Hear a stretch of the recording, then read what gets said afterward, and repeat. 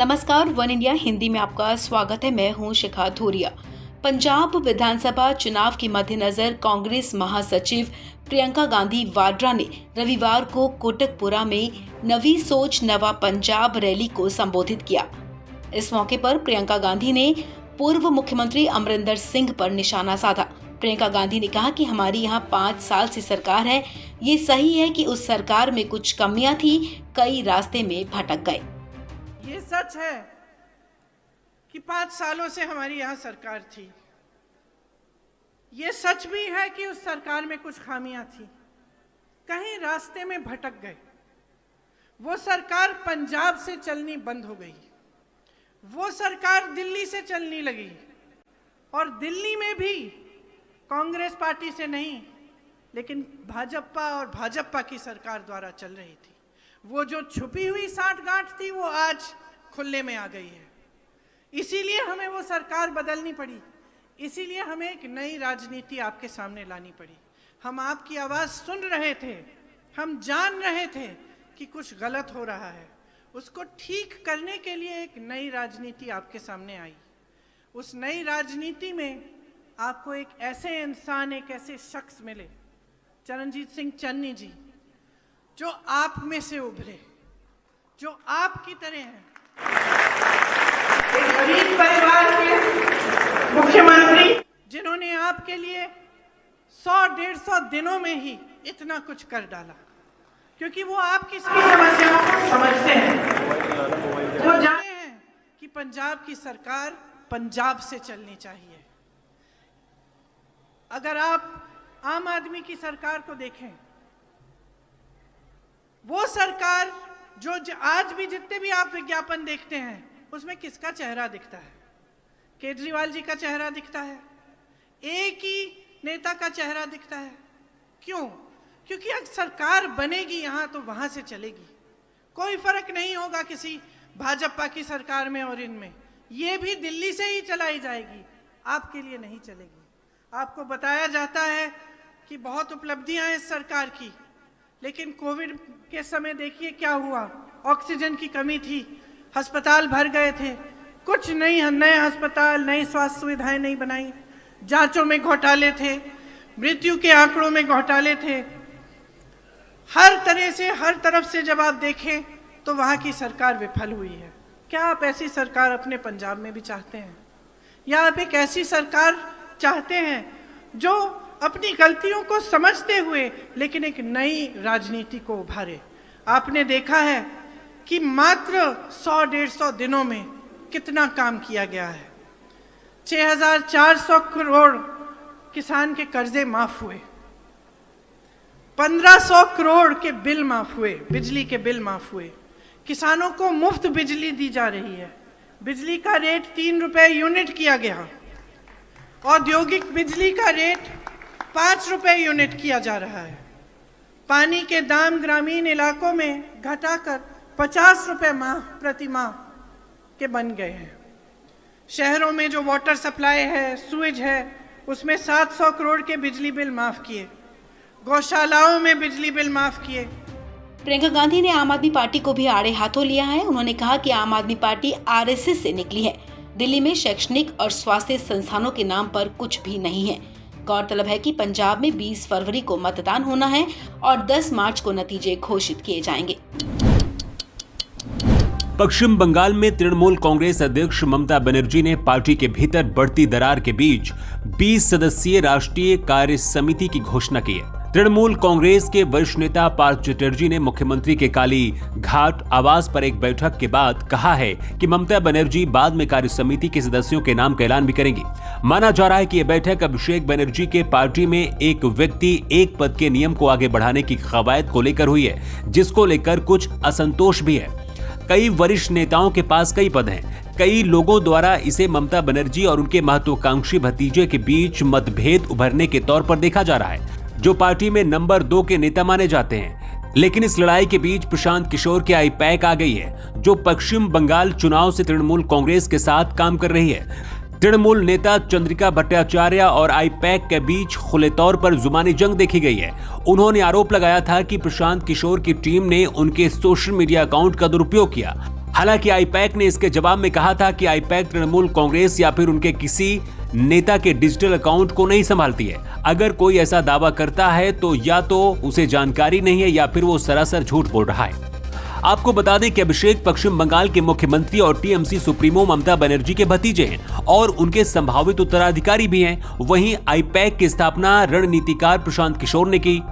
पिछले कुछ समय से तृणमूल कांग्रेस में असंतोष का माहौल है। पार्टी के पुराने नेता संगठनात्मक और नीतिगत मामलों में आईपैक के हस्तक्षेप की शिकायत करते रहे हैं। कई लोगों ने यहां तक कहा कि उन्हें आईपैक के निर्देशों का पालन करने के लिए मजबूर किया गया है। नेशनल स्टॉक एक्सचेंज यानी एनएसई की पूर्व एमडी और सीईओ चित्रा रामकृष्ण को लेकर बाजार नियामक सेबी ने एक चौंकाने वाला खुलासा किया है। सेबी ने कहा है कि चित्रा रामकृष्ण हिमालय के एक अनाम बाबा की सलाह पर फैसला लिया करती थी। उन्होंने बाबा के कहने पर ही आनंद सुब्रमण्यम को एक्सचेंज में समूह परिचालन अधिकारी एवं प्रबंध निर्देशक का सलाहकार नियुक्त किया था। सेबी ने शुक्रवार को चित्रा रामकृष्ण और अन्य के खिलाफ एक आदेश पारित किया है, जिसमें ये बातें सामने आई हैं। सेबी के आदेश में कहा गया है कि रामकृष्णा ने सुब्रमण्यम को कई बार मनमाने तरीके से सैलरी हाइक दी, जबकि उनके परफॉर्मेंस के मूल्यांकन का कोई सबूत मौजूद नहीं है। आदेश के मुताबिक रामकृष्ण ने एनएसई के कुछ फाइनेंशियल और बिजनेस प्लान, डिविडेंड से जुड़ी बातें, फाइनेंशियल रिजल्ट्स और कुछ अन्य गोपनीय सूचनाएं योगी के साथ शेयर की। इतना ही नहीं, एनएसई के कर्मचारियों का अप्रेजल को लेकर भी उन्होंने योगी से विचार विमर्श किए। बता दें कि चित्रा रामकृष्ण अप्रैल 2013 से दिसंबर 2016 तक एनएसई की एमडी एवं सीईओ थीं। वो योगी को शिरोमणि कहती थीं, जो उनके मुताबिक आध्यात्मिक शक्ति है, और पिछले 20 वर्षों से व्यक्तिगत और व्यावसायिक मामलों पर उनका मार्गदर्शन कर रहे हैं।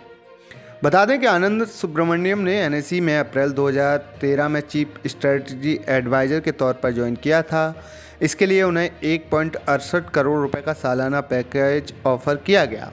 इसके बाद लगातार उनके पैकेज में बड़ी बढ़ोतरी होती रही। अप्रैल 2014 में उनका सालाना पैकेज बढ़ाकर 2.1 करोड़ रुपए कर दिया गया। अप्रैल 2015 में 3.33 करोड़ और 2016 में इस पैकेज को बढ़ाकर 4.21 करोड़ रुपए कर दिया गया।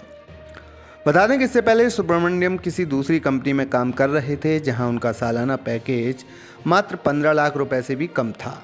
इतना ही नहीं, उन्हें कैपिटल मार्केट का कोई एक्सपीरियंस भी नहीं था। इसके बावजूद उन्हें एनएसई में इतना बड़ा पद और पैकेज दिया गया। सेबी ने रामकृष्ण और अन्य पर जुर्माना भी लगाया है। इनमें रामकृष्णा पर 3 करोड़, जबकि एनएसई सुब्रमण्यम और एनएसई के अन्य पूर्व एमडी एवं सीईओ रवि नारायण पर 2-2 करोड़ रुपए का जुर्माना लगाया गया है। इसके अलावा रामकृष्णा और सुब्रमण्यम पर प्रतिबंध भी लगाए गए। दोनों सेबी के साथ रजिस्टर्ड किसी भी इंटरमीडिएटरी के साथ 3 साल तक एसोसिएट नहीं हो सकते हैं। सीबीआई ने शिपिंग कंपनी एबीजी शिपयार्ड के खिलाफ 22,842 करोड़ रुपए की धोखाधड़ी के मामले में केस दर्ज किया है।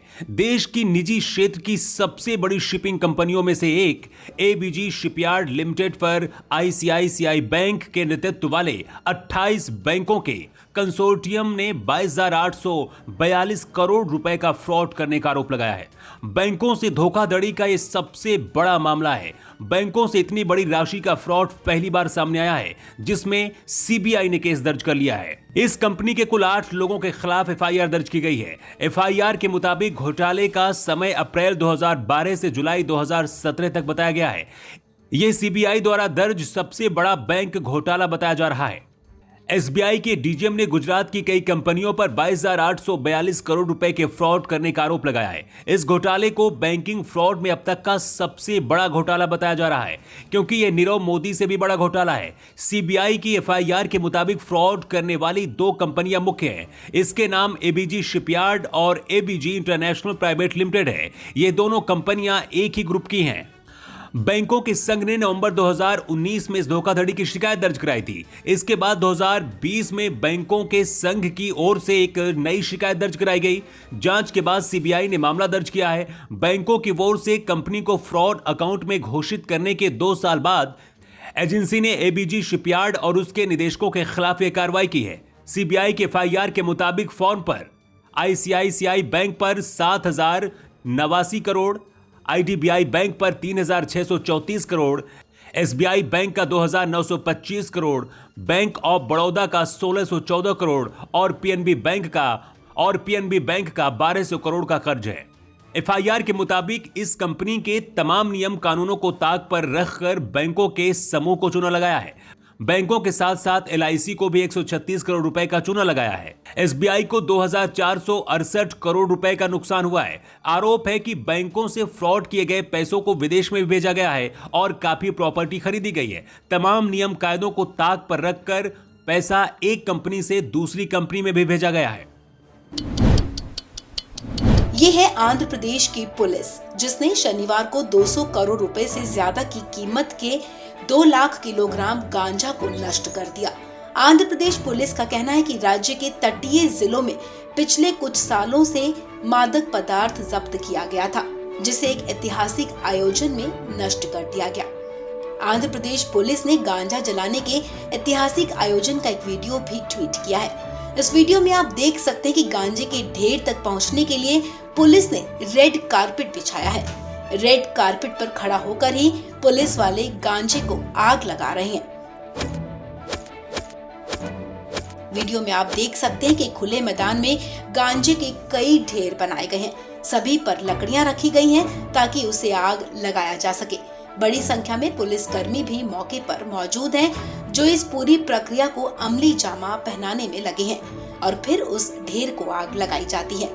वीडियो में इसी तरह के आधा दर्जन से ज्यादा ढेर नजर आ रहे हैं। राज्य के पुलिस महानिदेशक गौतम सवांग का कहना है कि प्रतिबंधित माओवादी गांजा की खेती को बढ़ावा देते हैं, जो ओडिशा के 23 जिलों और विशाखापत्तनम जिले के 11 मंडलों में चल रही है।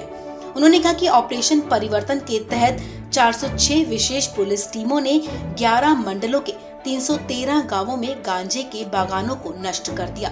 उन्होंने ये भी कहा कि गांजे की खेती करने के आरोप में अब तक 1500 लोगों को गिरफ्तार किया जा चुका है और 577 मामले दर्ज किए गए हैं। इतना ही नहीं, पुलिस ने गांजा तस्करी में शामिल 314 वाहनों को भी जब्त कर लिया है। इस खबर में फिलहाल इतना ही। तमाम अपडेट्स के लिए आप बने रहें वन इंडिया हिंदी के साथ।